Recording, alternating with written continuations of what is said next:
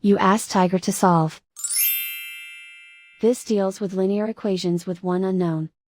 The final result is f equals 52/7. Let's solve it step by step. Simplify the expression. Expand the parentheses.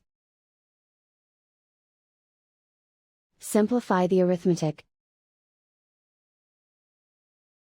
Group all constants on the right side of the equation. Add 7 to both sides. Simplify the arithmetic.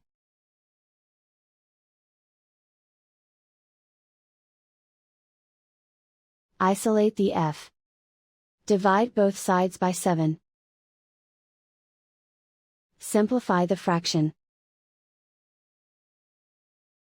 And so the final result is f equals 52/7.